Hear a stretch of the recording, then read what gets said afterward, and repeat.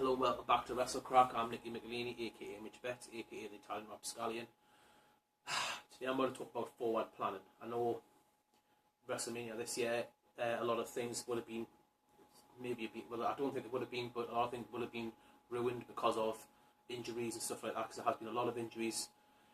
But I don't think there was that forward planning put in place anyway where anything was set in stone for Mania this year. I know Cena take, I was rumoured a long time ago, and that probably would have happened if Cena wasn't injured, in theory. But I do think Sting might have been planned as well if he wasn't injured. So I don't think they've got anything set in stone. I know you can't because of injuries, but you can.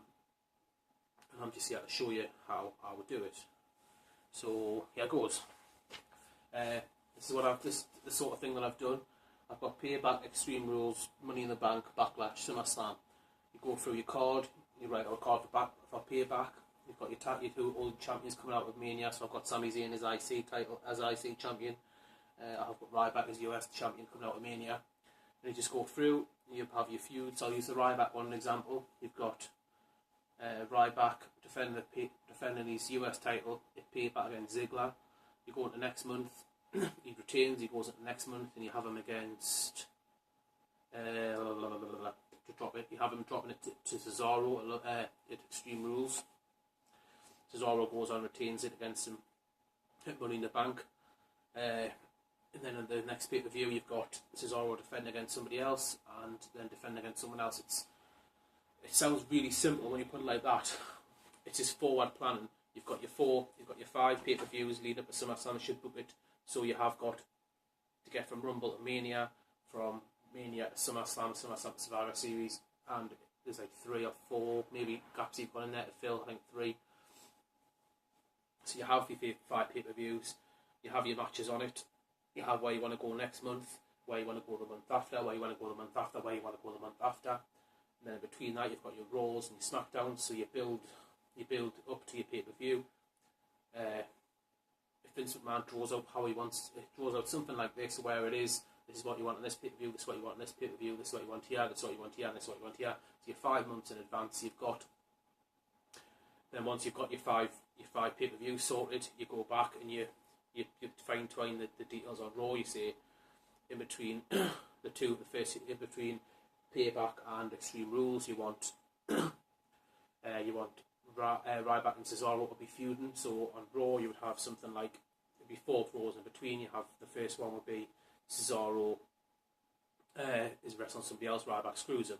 Next week Ryback wrestling someone, Cesaro screws him. The week after they pick each other's poison. Just something like that. The week after they have an in-ring promo together. Then you've got your 4 Raws in between with your bits.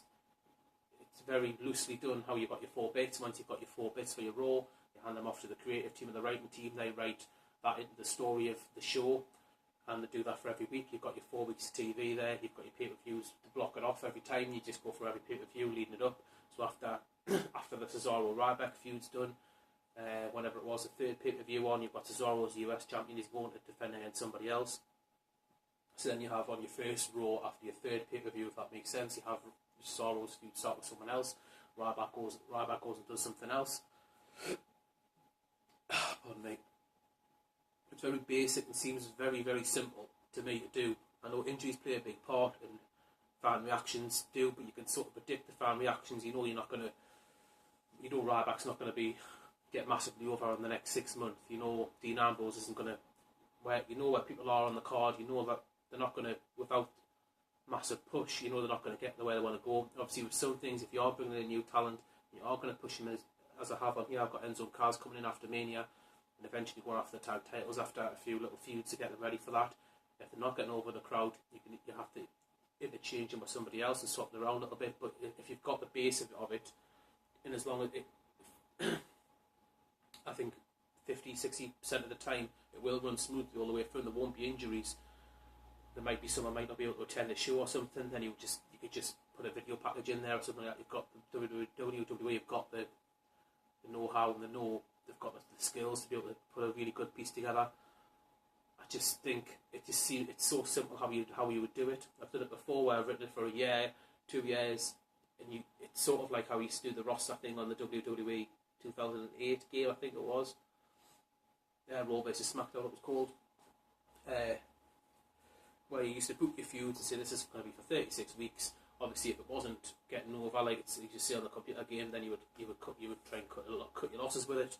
If it is getting over big time, you're a winner. You might have to prolong it. But if you've got your base of your storyline, you've got your next 5 pay-per-views sorted out, you just need to fill in the dots with the Raws. Once you fill in the dots with the Raws, you get the creative team to write in each individual thing into Raw. So the way I would do it personally, I would have one writer who's in charge of the IC title, one person's in charge of the US, one the Divas, one the World Heavyweight, one the Tag Team. There's 5 writers, 5 feuds for every pay-per-view. So you've only got another 3 or 4 feuds you need to put on, depending on the pay-per-view, depending on how many matches. You'd probably say about 8 or 9, including the pre-show. So then you could have another 3 or 4 writers producing these other 3 or 4 matches that are going forward every month. You have one guy in charge. If you keep AJ out of the title picture for 5 months, you have one person writing for AJ's feuds, which could be for the 5 pay-per-view matches. If Cena's staying away from the title, have one person writing for Cena for 5 months.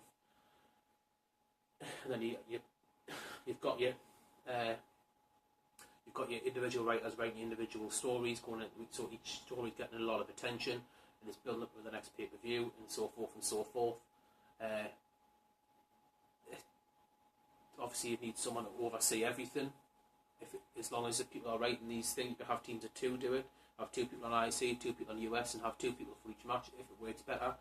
We could just have one, have someone overseeing, whether that's Vince or Triple H or whoever. It could be anybody, and they could just oversee, make sure everything's running smoothly, and Vince is still happy with what he's getting, because he's getting the feuds he's laid out for the 5-month period. And he can obviously oversee anything that's in between that, like the little details, if any details he wants to tweak. So Vince has still got overriding control. Triple H is still overseeing everything, or Regal or Road Dogg or whoever's doing that sort of stuff. But then you've got individual writers for each feud, or for each wrestler. If they are staying away from the titles for the 5-month period, at the end of the 5-month period, you could swap people around and say, I would like to see what Johnny Johnson, who's been doing the IC title, could do with the US title, or I would like to see what whoever's been doing, if someone's been doing something really good with the Divas title, it could be promoted to the World Heavyweight title. I don't know. I just think that seems like a really simple way and really easy way to do it. I don't know how they do the writing for the show. I don't know if it's one person just writes the show, and Vince tells them what feud they wanted that they're supposed to be doing on the show. But for me, this seems like a more formulaic way. Is that the right word? I think it just seems a lot simpler, a lot easier. One person's in charge of a title for 5 months. It just seems like so simple to me, but that's pretty much it. Feel free to comment below, because I want to see if I'm just being a total spacker and I'm completely missing the point here. But it seems like it would be so effective and it would work so well. So just comment below, like the video, subscribe to the video, and that's pretty much it. Hope you enjoyed it, so I'll see you next time. Peace!